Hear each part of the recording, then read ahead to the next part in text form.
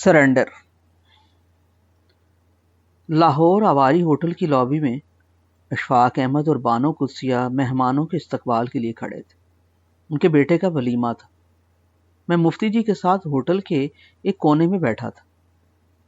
جو بھی ادیب، شاعر، دانشور آتا اشفاق احمد اور بانو قدسیہ سے مل کے مفتی جی کے پاس آ کے دورا ہوا کھڑا ہو جاتا۔ ایک تو آ کے سیدھا لیٹ گیا، مفتی جی کے پاؤں پکڑ کے چومنے لگا۔ مفتی جی اوئے اوئے کہتے ایک دم سے پاؤں سمیٹ کے اٹھے۔ خواتین آ کے گھیرا ڈال کے ان کے گرد کھڑی ہو گئی۔ مفتی جی بولے، جا ذرا دیکھ کیا امجد اسلام امجد اور عطاء الحق قاسمی کو پکڑ کے لا، بڑے خوش بندے ہیں دونوں۔ میں اٹھا۔ 4 دن پہلے ہی اشفاق احمد صاحب کے گھر سے مفتی جی کو لے کر اٹھا تھا۔ شادی اور ولیمے میں 3 دن کا وقفہ تھا۔ ان دنوں میری پوسٹنگ گجرانوالہ چھاؤنی میں تھی۔ ایک میڈیکل کی یونٹ کا کمانڈنگ آفیسر تھا۔ مفتی جی کو ساتھ لیا اور گجرانوالہ کی طرف نکلنے لگا۔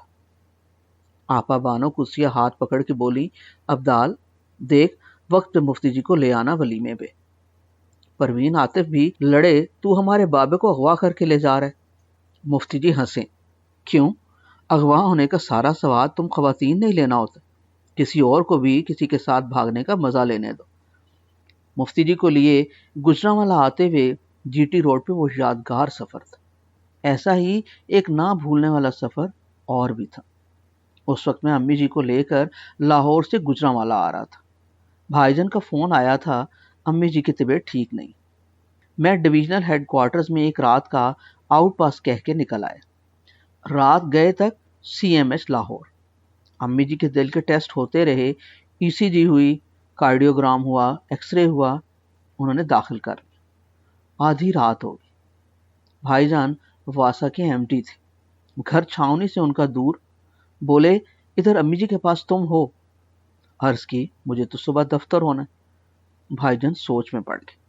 بولے، ادھر امی جی کے پاس کون رہے گا؟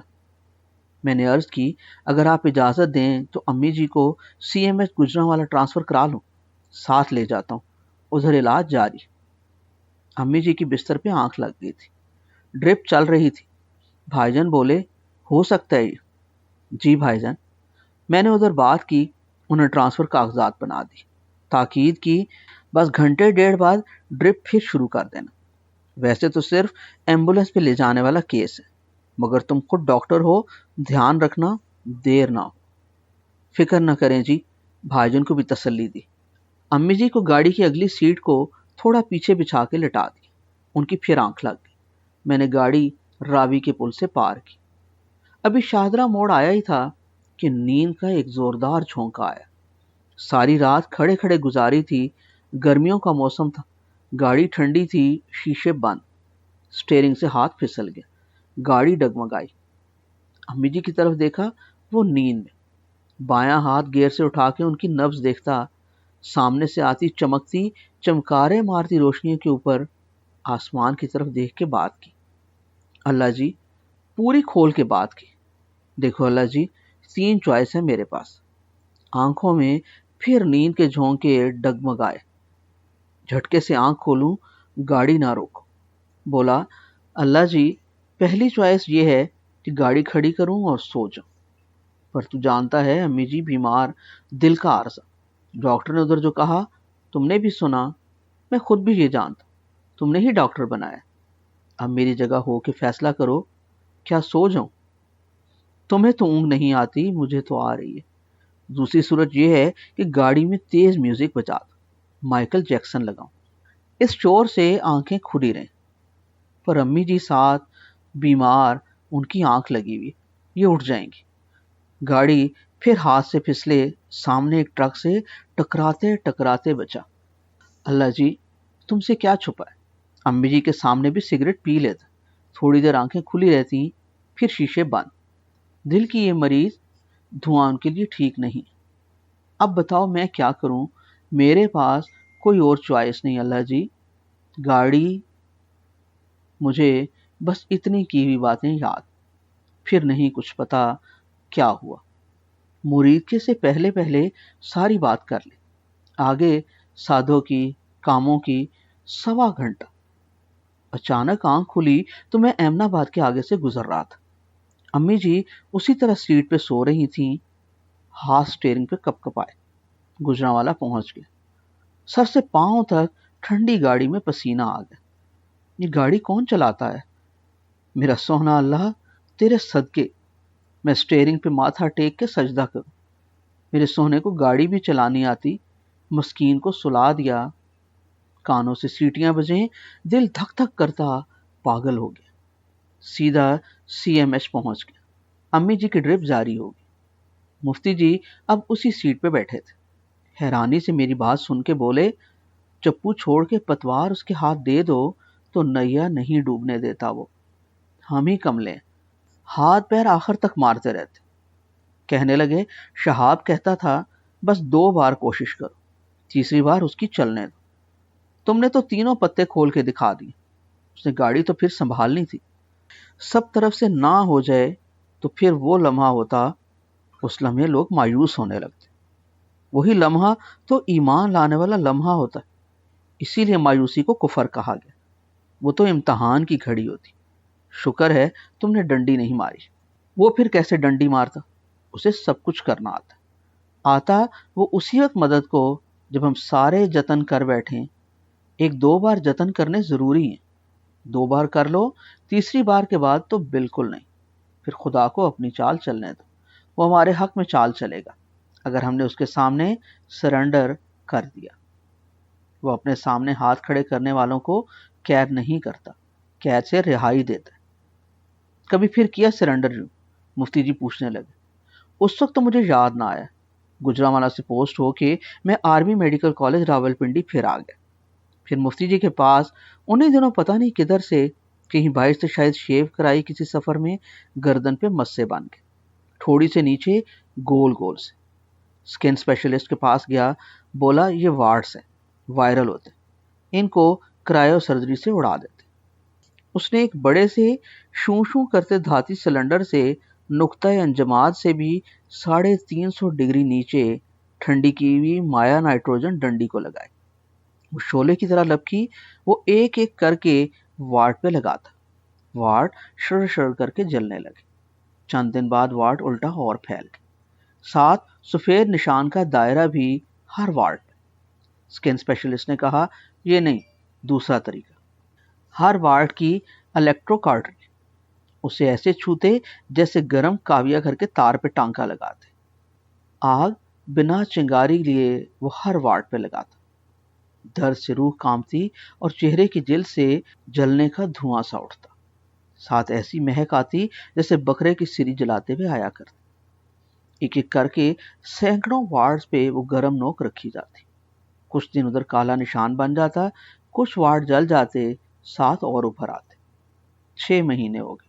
میں گردن پہ سکارف لپیٹ کے دفتر جاتا، لوگ سمجھتے فیشنیبل ہو گئے، اندر سے میں کانپتا۔ ایک دن سب سے بڑے سکن اسپیشلسٹ کے پاس گیا، اسے سارے ہوئے علاج کا علم تھا۔